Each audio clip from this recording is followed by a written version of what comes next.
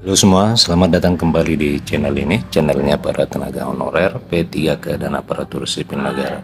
Video kali ini kita akan membahas terkait dengan bocoran nasib tenaga honorer pada tahun 2023 ini. Untuk itu kepada rekan-rekan silakan disimak dan ditonton secara lengkap video ini agar rekan-rekan bisa menerima informasi secara utuh dan menyeluruh.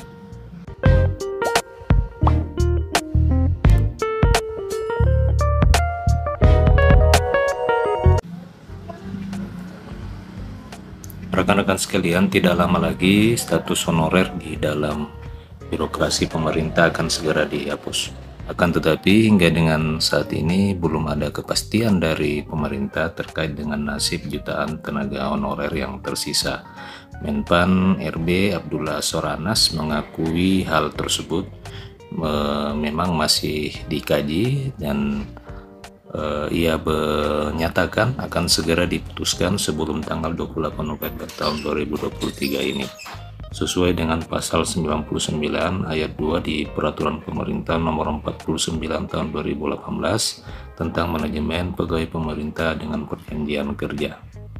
Di dalam menentukan formula tersebut, ia memastikan bahwa penyelesaian tenaga honorer itu akan dilakukan dengan 4 prinsip, yaitu tidak ada PHK massal, tidak menambah anggaran pemerintah, tidak menurunkan pendapatan honorer, dan tetap dalam koridor Undang-Undang Aparatur Sipil Negara.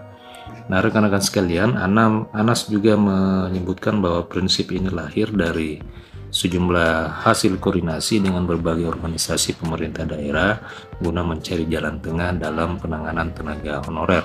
Koordinasi tersebut diantaranya dilakukan dengan Dewan Perwakilan Rakyat, DPD, sejumlah asosiasi pemerintah provinsi, kabupaten, dan kota, perwakilan tenaga non-ASN, akademisi, dan berbagai pihak lainnya. Adapun keempat prinsip tersebut, yang pertama adalah menghindari PHK massal. Kemudian yang kedua, tidak akan dilakukan penambahan beban fiskal yang signifikan bagi pemerintah daerah. Oleh karena kemampuan ekonomi di setiap Pemda tentu berbeda-beda, untuk itu penyelesaian tenaga honorer ini diharapkan tidak membebani anggaran pemerintah. Yang ketiga, rekan-rekan sekalian, adalah menghindari penurunan pendapatan yang diterima oleh tenaga honorer saat ini.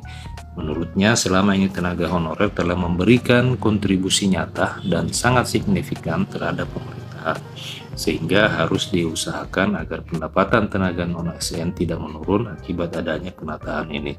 Jadi rekan-rekan sekalian, persoalan gaji juga menjadi pertimbangan bagi pemerintah dalam rangka penataan tenaga honorer.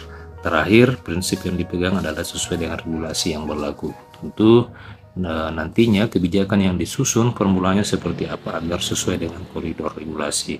Dengan menggunakan 4 prinsip tersebut, Anas memastikan bahwa permasalahan tenaga honorer ini akan dicarikan alternatif penyelesaian terbaik, dan saat ini masih dalam proses pembahasan serta kajian yang mendalam terhadap berbagai alternatif tersebut.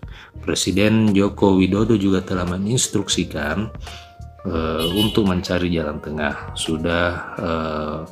Pihak Kementerian Pendayagunaan Aparatur Negara juga sudah menyusun prinsip-prinsip berdasarkan masukan pemangku kepentingan. Nah, untuk formulanya kini sedang dibahas bersama seluruh pemangku kepentingan tersebut sebelum nanti ditetapkan oleh pemerintah. Nah, rekan-rekan sekalian, demikian bocoran nasib tenaga honorer yang telah disampaikan oleh Menteri Pendayagunaan Aparatur Negara.